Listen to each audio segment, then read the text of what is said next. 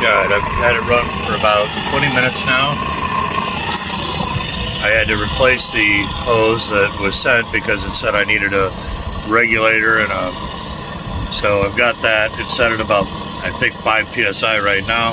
I can't really go too much higher. Right now at 5 psi, if I do a temperature reading,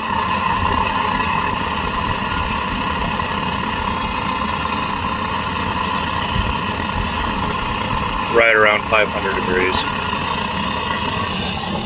If I turn it up anymore, actually right now I already smell a ton of gas, so I'm not sure.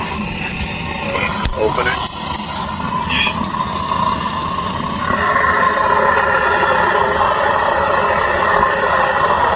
I have no idea what's going on, but I really can't get it above that.